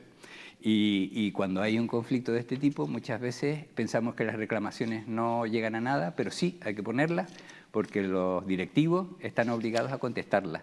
Y esas reclamaciones luego, como estás teniendo tú las estadísticas, pues salen reflejando cuántas reclamaciones se han puesto. Por ejemplo, ha salido recientemente que el servicio de urgencias del Hospital Universitario de Canarias es de los que recibe más reclamaciones en toda España. Eso ha molestado mucho a los profesionales, ¿no? Dice, oye, que nos ponen ahí fatal, que todos los días se atienden miles de personas, que también se hace bien, pero tienen muchas reclamaciones, tendrán que mejorar porque efectivamente si la gente se queja es porque está funcionando algo mal. Pues ahí se tendrán que retratar los responsables y poner medidas correctoras para evitar que eso siga pasando. Bueno, Levi, pues nos estamos quedando sin tiempo. Me encantaría seguir hablando con usted, ya volverá por este plato seguro. Muchísimas gracias por atendernos esta noche en Canarias 8. Un placer. Y recuerden que la semana que viene hay huelga. Lo sabemos que lo dijimos del 16 antes. al 20 de marzo. Apuntado. Levi, muchísimas gracias. Un placer. Buenas noches. Bueno, pues si les parece, nosotros vamos a hacer un pequeño repaso por las diferentes noticias del archipiélago, porque el Hospital Universitario de Canarias celebraba en estos días la Semana de la Hematología, semana cargada de conferencias y mesas redondas en las que se han abordado los últimos avances terapéuticos o las nuevas tecnologías diagnósticas, jornadas que tienen como objetivo acercar tanto a los pacientes como a la ciudadanía información fiable y actualizada sobre las enfermedades de la sangre. Le ayudó a superar la enfermedad y a no... Y el Gobierno de Canarias ha implantado en la isla de La Palma un sistema pionero para la detección precoz de incendios forestales. Se instalarán en los próximos meses un total de 39 sensores en zonas de bosque del municipio de Tijarafe, con el objetivo de detectar de forma temprana un incendio y además generar datos para posteriormente analizarlos y poder predecir un suceso de estas características. 29 sensores que se van a ubicar en la zona de Garome, una zona que fue afectada en el año 2023 por el incendio forestal que asoló los municipios de Tijarafe y Punta Gorda en esta comarca del noroeste de la isla de La Palma, y con este proyecto lo que pretendemos es probar estas nuevas tecnologías, en este caso a través también de la colaboración con la empresa Securitas, que nos va a permitir conocer a tiempo real parámetros como la temperatura, la humedad, evidentemente esos cambios de olor que son dados por un incendio forestal incipiente. Y el silbo gomero se cuela en las aulas, en las enseñanzas de primaria y secundaria de la isla de La Gomera. Un decreto que se aprobaba en el Consejo de Gobierno esta semana y que tiene como objetivo preservar el conocimiento de esta expresión cultural declarada bien de interés cultural en el año 2009 y transmitirlo a las nuevas generaciones. Bueno, y nosotros ya se los decíamos al inicio del programa, durante estas semanas hemos estado muy pendientes de los seísmos registrados en el entorno del Teide. Para poder conocer un poquito mejor la situación, vamos a conectar a esta hora de la noche con Lucas Dauria. Él es director del área de vigilancia volcánica de Canarias, Involcán. Lucas, buenas noches. Hola, buenas noches. Bueno, Lucas, como ya decía, bueno, parece que estos días, ¿no?, los movimientos sísmicos en los alrededores del Teide quizás están un poquito más calmados, pero es cierto que llevamos ya unas semanas, bueno, oyendo hablar de pulsos, de eventos híbridos. Explícanos un poquito qué es todo esto. Sí, lo que se ha registrado en el último mes, más o menos a partir del 7 de febrero, ha sido una sismicidad con un carácter típicamente volcánico. Se trata de eventos que no son terremotos en el sentido común. Un terremoto es un proceso que implica fracturación de rocas. Los terremotos en los volcanes tienen el mismo mecanismo y el mismo origen de terremotos que ocurren en cualquier zona tectónica, pero los eventos que se han registrado en Tenerife en los últimos años, pero con una mayor frecuencia en el último mes, no se deben a un proceso de fracturación de rocas, sino al movimiento de fluidos en el interior de fracturas dentro del volcán. Fluidos, no hablamos de magma, el magma no produciría este tipo de señal, hablamos de fluidos hidrotermales, que son mezclas de agua y dióxido de carbono en condiciones de alta presión y temperatura. Y estos fluidos moviéndose en presión dentro de estas fracturas producen una vibración muy fuerte que registramos en superficie bajo forma de estos eventos híbridos y también de señales de baja frecuencia. Hombre, es cierto, ¿no, Luca? Que los propios científicos dicen, bueno, que esto no altera la probabilidad, ¿no?, de una erupción, por lo menos a corto y a medio plazo. Sí, repito, siendo el origen de esta sismicidad relacionada con fluidos hidrotermales y no directamente con el movimiento de magma, no cambia, digamos, no estamos enfrente a un posible escenario productivo. No sabemos bien por qué en el último mes ha habido este incremento de esta sismicidad con una posiblemente relacionado con un mayor aporte de estos fluidos en profundidad, pero por eso no es algo novedoso, no es la primera vez que se registra eventos híbridos. Ya el primer enjambre de este tipo se registró en el 2016 y desde entonces, digamos, Tenerife sigue en un estado un poco alterado. Entonces, es algo que ahora mismo necesita un seguimiento científico para entender una posible evolución, pero nada más. No implica que estemos enfrente de un proceso productivo a fecha de hoy. ¿Qué factores son los que se deben dar, ¿no?, o se deberían dar para decir, ojo, que esto, bueno, pues quizás puede pasar en un corto periodo de tiempo? Para lo que sabemos, ahora mismo el magma está a una profundidad de alrededor de 10 kilómetros. Entonces, hasta que el magma encuentre su camino hacia la superficie para dar lugar a una erupción, tiene que hacer bastante ruido, tiene que producir terremotos intensos y numerosos, como lo que precedieron la erupción de La Palma y también la erupción del Hierro. Digamos, no es algo que pueda pasar despercibido.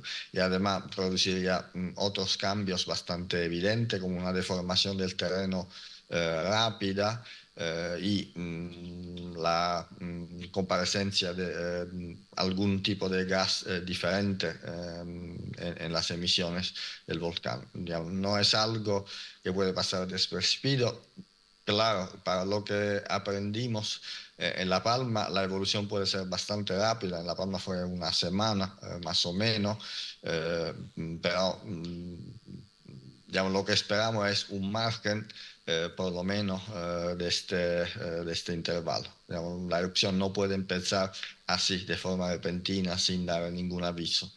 Luca, es cierto, ¿no?, que siempre solemos, bueno, poner el foco en el Teide, ¿no?, en el edificio al final central del Teide como punto de erupción, pero realmente puede suceder en cualquier otra zona. Sí, Tenerife es un sistema volcánico bastante complejo, hay diferentes zonas que pueden ser focos de una erupción.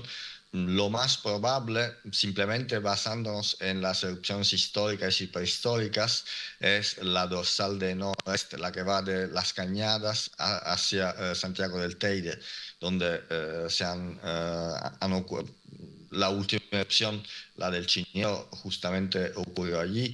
La probabilidad que ocurra una erupción en el complejo del Teide Pico Viejo es inferior, y también hay una probabilidad aún inferior que la erupción vaya ocurriendo en la dorsal de noroeste, la que va desde Izaña hasta La Esperanza. Por ahora no podemos decir más, simplemente podemos hacer una valoración basada en estadística y sobre el conocimiento de la actividad pasada de Tenerife. Esta sismicidad no indica una erupción, y aunque indicara una erupción, no es cierto que ocurra donde ahora mismo se están concentrando los terremotos, que el magma, cuando empieza su ascenso hacia la superficie, se puede desplazar lateralmente por decenas de kilómetros, entonces podría salir por otro punto de la isla. Al final, bueno, ese miedo, ¿no?, por parte de la población está ahí, y al final entra dentro, ¿no?, de la normalidad como población sentir también pues esa incertidumbre. Sí, lo que se tiene que entender que es una incertidumbre normal por un proceso científico, digamos, así como no se pueden hacer previsiones meteorológicas más allá de 2 semanas. Lo mismo para un volcán. Además del volcán conocemos mucho menos respecto al exterior, a la atmósfera. Entonces, los volcanes son sistemas complejos, son sistemas no lineales, y en este momento posiblemente ni siquiera el volcán sabe lo que quiere hacer. Entonces, hasta que no se manifiesten signos claros de un proceso de intrusión magmática en la corteza, no hay evidencia que sea posible una erupción a corto a medio plazo. Hombre, es cierto que, bueno, por parte de los científicos, ¿no?, es cierto que tenemos ese mensaje de tranquilidad, pero bueno, al final también aumenta, ¿no?, esa preocupación cuando vemos, por ejemplo, que en municipios como Santa Cruz de Tenerife, ¿no?, por ejemplo, el propio alcalde ha dicho, ¿no?, lo que está ocurriendo no es normal, debemos estar preparados pues para una eventual erupción, que al final, bueno, esto también es un poco un tira y afloja, un poco mensaje también tranquilizador por parte de los científicos, pero bueno, que es normal, ¿no?, esta incertidumbre al final. A ver, estar preparados siempre es algo que tranquiliza, porque significa que estamos listos para la próxima erupción, que antes o después va a ocurrir. Digamos, Tenerife sigue siendo un volcán activo, entonces no podemos decir cuándo, pero seguro en las próximas decenas de años, el próximo siglo, habrá una erupción. Ahora mismo, basándonos en la estadística, podemos decir que la probabilidad de una erupción en Tenerife en los próximos 50 años es más o menos del 40%, que es un valor bastante alto. Pues sí, tenemos que mejor prepararnos ahora que estamos en una situación de tranquilidad, entre comillas, y no cuando estemos dentro de una verdadera emergencia. Es cierto que antes no nos hablaba sobre la importancia de saber convivir con estas cuestiones, porque al final, como dice, vivimos en un territorio volcánico, y un poco también darle importancia, ¿no?, a la normalización por un lado y también a la prevención, por supuesto. Sí, tenemos que ser conscientes de que vivimos por encima de un volcán activo. No es algo que tiene que darnos un miedo. Digamos, los canarios viven en Canarias desde siglos y siguen allí. Entonces, también en el caso de una erupción volcánica en Tenerife, el escenario más probable es una erupción basáltica relativamente tranquila, donde el peligro mayor son las coladas de lava, que son un peligro para la infraestructura más que por la población. Entonces, también en el escenario peor, digamos, a veces salen escenarios catastróficos con erupciones plinianas, deslizamientos, tsunami. Eso está fuera de la realidad, es algo totalmente irrealista. Bueno, Lucas, me gustaría aprovechar también, ¿no?, ya que estamos hablando de prevención, de gestión, preguntarle por un asunto que es cierto que se está hablando mucho durante estas últimas semanas, ¿no? Y es que varias asociaciones de la isla de La Palma están haciendo un llamado, ¿no?, de alguna manera a las autoridades de Tenerife, bueno, para que avisen a la población con tiempo, y dicen textualmente que no se vuelvan a cometer, bueno, los mismos errores. Me gustaría saber un poquito, por supuesto, su opinión al respecto y cómo considera que fue esa gestión con el volcán Tajo Gaite. A ver, repito, la peculiaridad de esta erupción fue la evolución muy, muy rápida. Digamos, los terremotos empezaron una semana antes de la erupción y el domingo por la mañana, el día de la erupción, pasaron de 3-4 kilómetros en superficie en 1 hora, 2 horas. Entonces, la evolución fue tan rápida que sorprendió a la comunidad científica, así como a las autoridades de protección civil. Pero también en el caso de la erupción de La Palma, ya no pasó despercibida, se sabía que iba a ocurrir una erupción. No fue posible decir precisamente el momento de la erupción, pero por ejemplo el lugar sí, porque ya se había identificado una zona de máxima peligrosidad. Es cierto que, bueno, como usted bien dice, ¿no?, una de las cuestiones que más quizás reclaman estos colectivos es que no hubo un cambio, ¿no?, en ese semáforo de amarillo a naranja. No sé si es que no... hay varias teorías, no sé si es que no hubo suficientes indicios, quizás hubo disparidad de opiniones entre los diferentes comités científicos que estaban en ese momento en La Palma. A ver, el color del semáforo no lo decide el comité científico, lo decide el PEVOLCA. Entonces, nosotros, la información que el comité científico ha trasladado al comité directivo del PEVOLCA son los informes que son públicos y eso es lo que hay. No se ha ocultado información y tampoco se han tomado decisiones de forma escondida o de cualquier otra forma. Pues, sobre el por qué se elige el color del semáforo amarillo, naranja, esto no es un tema científico, es un tema que implica decisiones de protección civil. Se tienen que tener en cuenta factores no solo relativos a la parte científica, sino también a la parte logística, que es un tema que nosotros, el comité científico, no trata, por supuesto. Bueno, pues ya por último, Lucas, me gustaría finalizar bueno, con el mensaje que nos has transmitido hasta ahora, ¿no?, de tranquilidad, y volver a insistir en la importancia de la prevención y la normalización, que creo que también es muy importante entre los más pequeños. Sí, digamos, es importante que las nuevas generaciones reciban este mensaje de concienciación y que sean formados conociendo cuál es la naturaleza de la volcánica de las Islas Canarias, cuáles son los peligros de una posible erupción y las medidas a tomar en frente a una emergencia volcánica por parte de la población. Bueno, pues Lucas, muchísimas gracias por atendernos esta noche en Canarias 8. Buenas noches. Nada, buenas noches.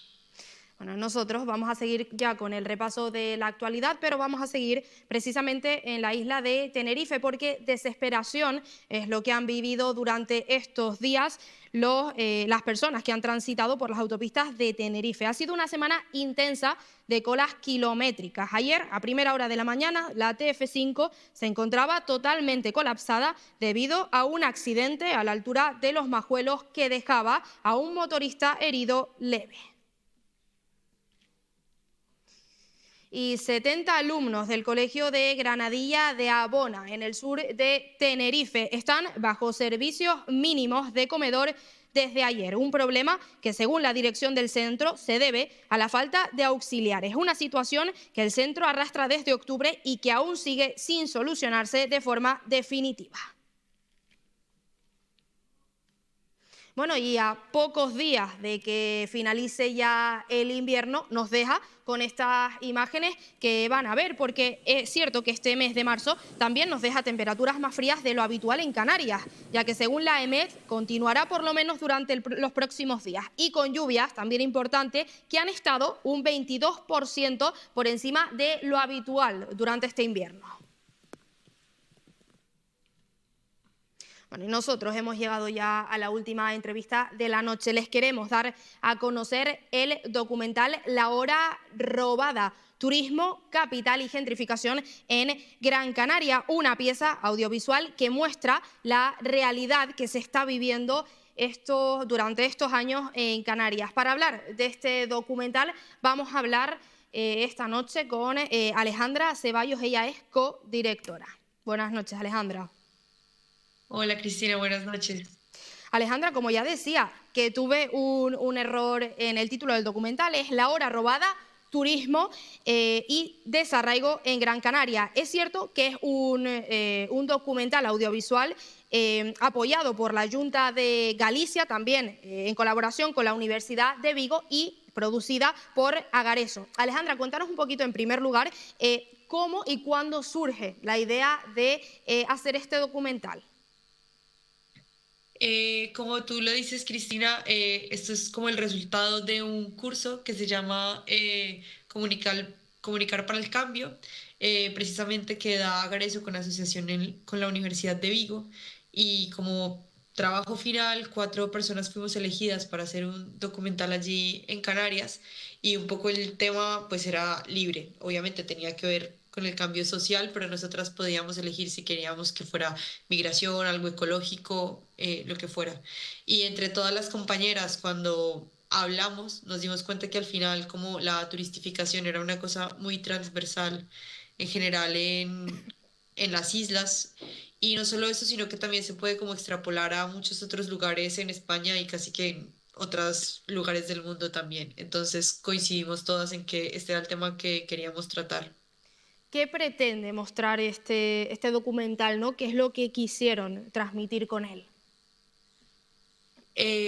Bueno, un poco más que nosotras querer transmitir algo, que obviamente había como una idea de fondo, también era como darle voz a las plataformas con las que nos entrevistamos, que hablamos con Tamarana y Activistas, Café de Espacio, Buen Arte Me Se Mueve, Derecho al Techo, etc. Entonces, lo que queríamos un poco era simplemente reflejar lo que está pasando en las islas debido a la turistificación y un poco al modelo económico que está ocurriendo. Más que, perdón, y también como darle una voz no solo a las personas, a los vecinos, como más de dar cifras, que igual la cifra de los 18 millones que llegaron a Canarias un poco todos se la saben, sino más bien decir, bueno, ¿qué pasa con los vecinos? ¿Qué pasa con el barrio, con la tienda de la esquina, con la señora que a lo mejor tuvo un desahucio? Como darle ese lado humano a la historia. Es cierto que me gustaría saber cómo ha sido un poco ese proceso, porque como ya nos decías antes, es cierto que ustedes se trasladaron hasta Gran Canaria. ¿Qué fue lo que se encontraron allí? Bueno, por un lado, sí, como tú lo mencionas, tuvimos un viaje entre mis otras compañeras y yo, que también es, pues, bueno, en este momento voy a aprovechar para mencionarlas. Eran Sara, Andrea, Micaela, Pablo, que fue como el tutor y el profesor que nos acompañó durante el proceso, y yo. Y nada, nos trasladamos a la isla. Habíamos hecho como un contacto previo con las asociaciones con las que queríamos conversar, con las que considerábamos que a lo mejor teníamos como alguna afinidad, y la verdad fue bastante fácil, o sea, como que nos abrieron la puerta desde el primer momento, estuvieron dispuestos a contarnos sus historias, a pasarnos el contacto a lo mejor de alguna otra asociación, y bueno, pues tuvimos la oportunidad como de recorrer varios puntos de la isla viendo las diferentes problemáticas que hay debido al... No queremos llamarlo al turismo necesariamente, porque ellos mismos dicen que no se trata de turismofobia, es más un poco como cómo está organizado el modelo y cómo esto afecta a las personas que viven en la isla. Claro, un poco ¿no? lo que te transmiten estas asociaciones es la necesidad de gestión, ¿no? de ese turismo. Completamente. Sí, al final lo que ellos muchas veces expresan es que hay empresarios, personas dueñas de todos estos hoteles o los complejos o lo que sea, al final, bueno, también dejan de ser hoteles y empiezan a ser pisos que alquilan para turismo, bueno, como viviendas vacacionales. Y lo que pasa es que, claro, esta falta de gestión o esta falta de regulación, que una persona pueda tener 20, 30 pisos o lo que sea, o comprarse casi que un pueblo entero, pues al final un poco va moviendo la población y como expulsándola de sus propios barrios. Alejandra, personalmente, ¿qué es lo que más te ha impactado o quizás lo que más te ha marcado de esta experiencia? Pues digamos que yo en mi caso, un poco como colombiana o como persona migrante, como que tenemos una idea de que las cosas en Europa funcionan como súper bien. Y en algunas imágenes del documental se ve que hay, por ejemplo, poblados chabolistas, personas que viven como que sufren también la situación del sinhogarismo en Gran Canarias. Y también, sobre todo, nos mencionan que son personas que se dedican al turismo. Entonces, como que esto me impacta mucho, como que la primera idea que se te viene a la cabeza es como, wow, no sabía que esto pasaba aquí, en España. Entonces, como que eso fue lo que más me impactó.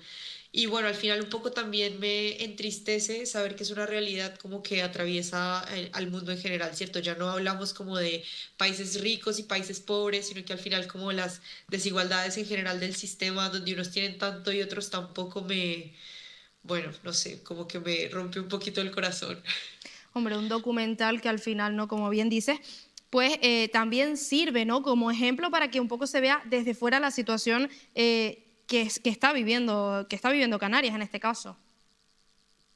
Sí, total. Y ya no solo verlo, que obviamente nuestra intención era, como lo mencionaba antes, como darle voz a estas organizaciones que ya están, como poder escuchar a las vecinas, a las organizaciones vecinales, de activistas, etcétera, sino también un poco nosotros como turistas, también tener un poco de conciencia, como vale, ellos mismos lo dicen, no se trata necesariamente de no viajar, que sabemos que igual va a tener un impacto, pero a lo mejor te lo piensas 2 veces y dices, vale, me quedo en un hotel y así no le quito la casa a nadie.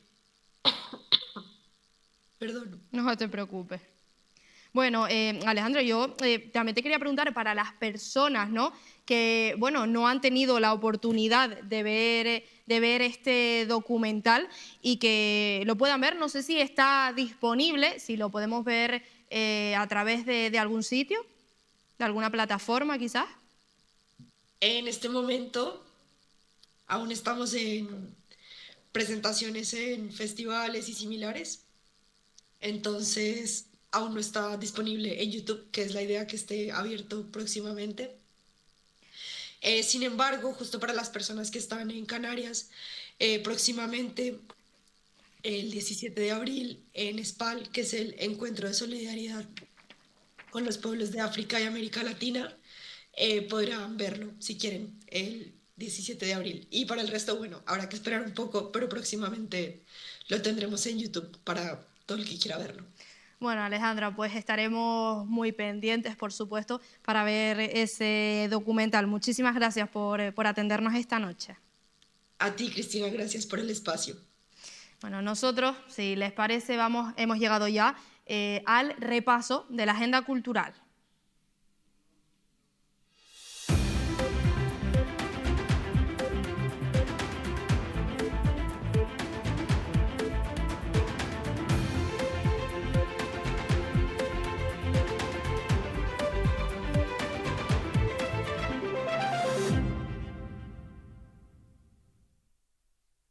Comenzamos este repaso en la isla de Fuerteventura porque Luis Saera llega a Fuerteventura con su monólogo Chungo, que combina experiencias personales, recuerdos profesionales y mucha ironía. Podrán disfrutar de él en el Palacio de Formación y Congresos de la isla este sábado 14 de marzo.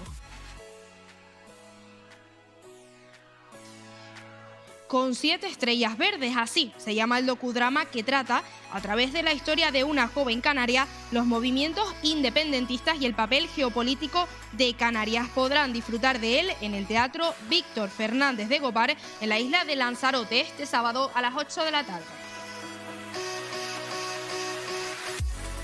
En Tenerife, esto es histórico. El Festival Literario celebra ya su 4ª edición en el municipio de La Orotava. Durante los días 13, 14 y 15 de marzo habrá presentaciones de libros, rutas históricas, talleres y actividades para toda la familia. Todo esto en la Plaza de la Constitución. En La Gomera, actividad para los más pequeños porque vuelven las jornadas de matemáticas en la calle, un evento diseñado para acercar esta disciplina a la ciudadanía sacándola del aula tradicional. Tendrá lugar el próximo 14 de marzo a partir de las 9 de la mañana. Y taller familiar en la isla del Hierro, Mirando lo Pequeño, así se llama. Tiene como objetivo fomentar la unión de la familia con actividades al aire libre. El 20 de marzo a las 8:30 de la tarde en el Mirador de Tanajara. Y finalizamos este repaso cultural en la isla de La Palma con el concierto de piano del palmero Manolo Brito. Mañana viernes 13 de marzo a las 7 de la tarde en la Casa del Conde.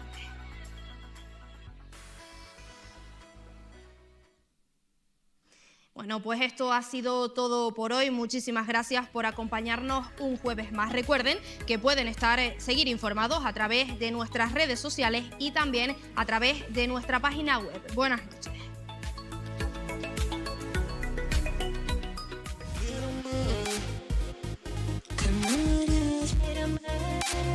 Ven y mírame. Caja 7, comprometidos con nuestra gente, te ofrece Canarias 8.